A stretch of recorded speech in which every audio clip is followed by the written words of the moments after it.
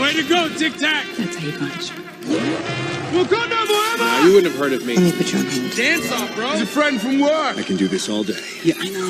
What up, guys? It's Dom, and welcome back to another movie review. First off, how did you guys like that new intro and the whole new rebranding I've done with my new logo? I spent so long making that intro, and I am so proud of it. So let me know what you think of it in the comments. But without further ado, let's go over the next movie that we're going to be reviewing and ranking, which is Redline. Redline, released in 2009, directed by Takeshi Koike, a story about the most popular racing event in the galaxy, the Redline, and the various racers who compete in it.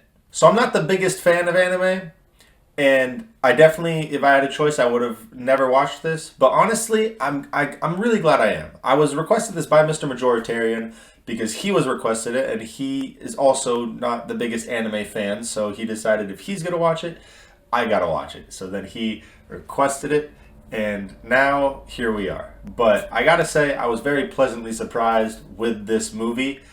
For an anime, I thought it was really good. So without further ado, let's just get right into the 10 essential aspects of a movie. The first essential aspect is plot.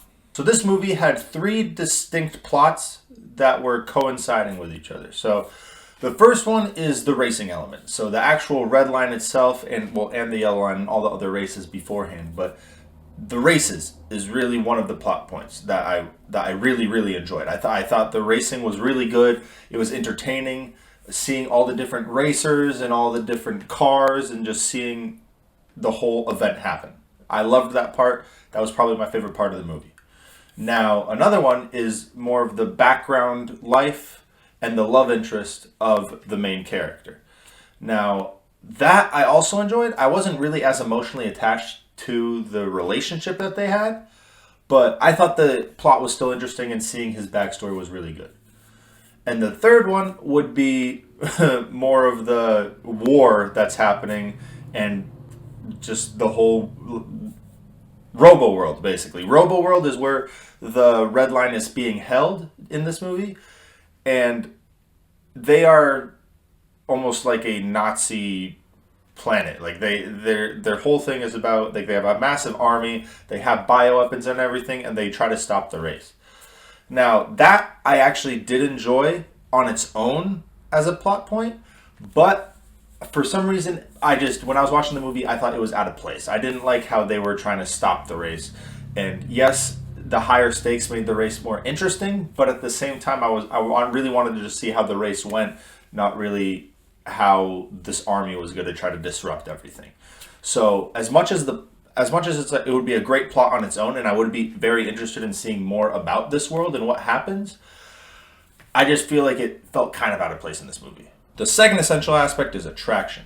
So this movie was pretty entertaining. I loved all the explosions and cars and high stakes, and obviously that's more of the dude in me that loves all this stuff. So if that's not your cup of tea, this movie will be kind of hard to watch for you.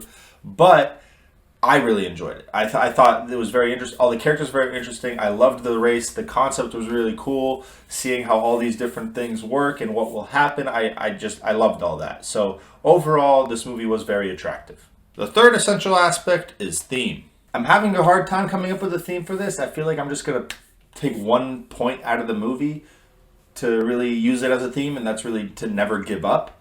Just because you fall down doesn't mean you have to stay down. You can get back up and continue on. Just like if you crash, you can continue on the race. If something stops you, you can move forward with it. That's really the theme I would go for, even though I'm not sure that covers really the whole concept of the movie.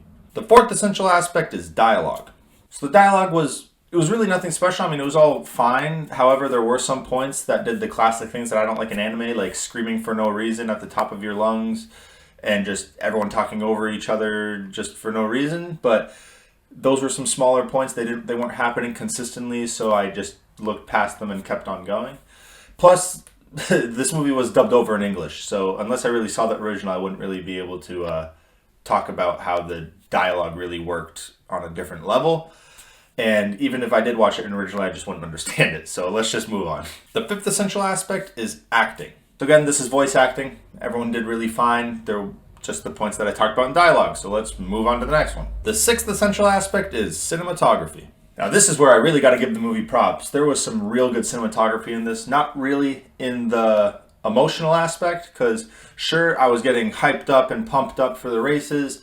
Just the actual emotional part of the plot of the love interest, I didn't really care. Like it was cool to see, and it was okay, but I didn't really feel for the characters and really wanted them to get together. But the actual cinematic part that I want to talk about is the look of it. I don't really like the style of anime. However, this one was very interesting. It was hand drawn, and the over exaggerated portions made sense because of the concept of the movie. So a lot of the times they like stretched out the cars when they started going fast. I really liked that. It made it like visually, it was very appealing because you can see how it makes you feel like they're going even faster than they were, even though you already thought they were going really fast. And whenever they popped the nitro pills, I thought those scenes were really cool as well and just looked amazing. So visually, this movie is very appealing, even though I had some gripes with it going in because I don't like the style. But because I watched it and because it worked, I gotta say it is very appealing. The seventh essential aspect is editing. So this movie is an hour and 42 minutes long, and I gotta say the plot, it's paced well. Obviously, there's some points that I didn't like in there, small little bits, but it's not enough to really call it a pacement issue. I think the pacing was well. I think the length was also good. I feel like they could have maybe kept it a little shorter and not really gone into some of the other stuff. But I still did think it was a good watch, and an hour and 42 minutes is a good length for it. The eighth essential aspect is soundtrack. Now, I gotta say the soundtrack for this movie was bumping. I mean, every single time that there was soundtrack actually playing was probably during a race or just before it. And it really got me amped up and excited to watch this race. I was rooting, obviously, for the main character, but I wanted to see who won this race, no matter who it was. I just wanted to see the race. So it did a really good job at getting me invested in the movie. The ninth essential aspect is directing. So I think the job of the director is to take these previous 8 essential aspects, put them together to make a movie that's worth watching. And the director of this movie is Takeshi Koike. I hope I'm pronouncing that right. And this is actually the first movie that he's directed.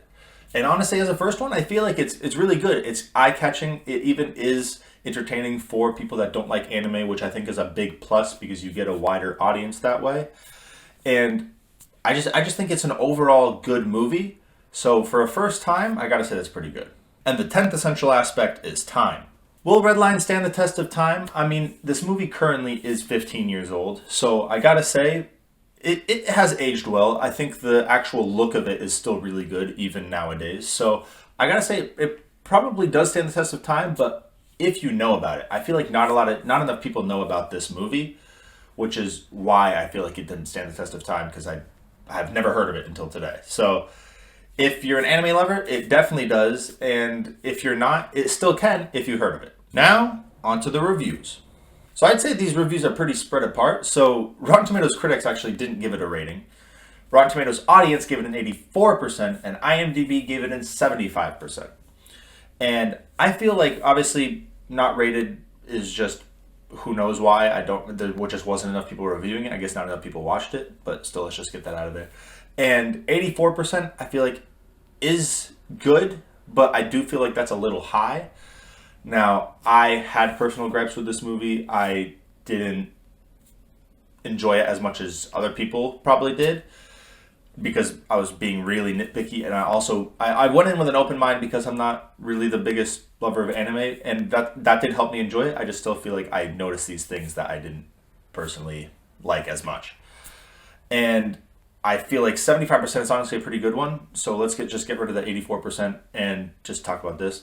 So I feel like it is good because everything that's good about it brings it up to a 75, and then it just kind of stays there because there is some parts that I don't like. So I would probably give it a 75%, maybe a 70. I just think it is slightly above a good movie. It's reaching that great movie. And finally, the rankings. Where will Redline rank in its year, decade, and in all time? Let's find out starting in 2009.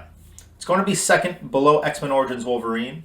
And for me, this wasn't a difficult choice. I love X-Men Origins. I feel like it's really good plot-wise, character-wise, and just concept-wise. Now, I do have some Marvel bias, so that's why I also put it a lot higher than it probably needs to be. But I also feel like this isn't a lot. X-Men Origins isn't a lot of people's favorite X-Men movie. It's if we're just talking about the X-Men on its own, it's not close to the top for a lot of people. For me, it is. I feel like it's really underrated, and it definitely does not have the plot issues that I feel Redline has. And it wasn't a very hard choice for me because I would much rather watch X-Men Origins again than Redline, even though Redline is still probably going to be a movie that I rewatch. And in the 2000s, it's going to be second above X2 and again below X-Men Origins Wolverine. Now, I'm not going to talk about why it's below X-Men Origins again, but it's above X2 because I just feel like I'd watch it. I feel like I would rather rewatch Redline than X2. Now, that is weird because I am a Marvel fan and I, again, have bias there. But I just feel like the concept of Redline is a lot more interesting than the concept in X2. Now, I love X2. I love the characters. I love the plot. I love everything about it. However, I just think the cinematography in Redline bumps it over that mark of where it should be. So that's why I put it above X2. And in all time, it's going to be 15th, above The Thing and below Deadpool 2. Now, it's above The Thing strictly because it looks better. Now, that is the only reason, because The Thing, I feel like the concept is just as good. I love the characters as well. The real only reason is because it is just a better cinematic movie. It looks better. It represents film better. I mean, it's made hand-drawn, which is very difficult. Who knows how long that took to make. And even though The Thing was made in 1982, and that's why the monster doesn't really look good, I noticed those things when I'm trying to compare them. So I'm being really nitpicky here because these are really, really close, but I just had to bump Redline above it. And it's below Deadpool 2 just because I enjoyed Deadpool 2 so much. I loved the comedy, I loved the characters, I loved the plot. I just found myself enjoying myself more through that movie. So again, that wasn't kind of a hard decision. I feel like Deadpool 2 is much more above Redline. But, I mean, again, Marvel bias, that could be really separating the gap for me. That's all I have for Redline. I hope you guys enjoyed this review. If you did, leave a like, subscribe, comment the next movie you want me to review. And if you want to see someone that absolutely loved this movie, go check out Mr. Majoritarian. He also just reviewed it. He thought it was outstanding. He put it way high up in his list, in both of his lists. So definitely go check him out. His link will be in the description. But either way, I hope you guys have an amazing day. Peace out.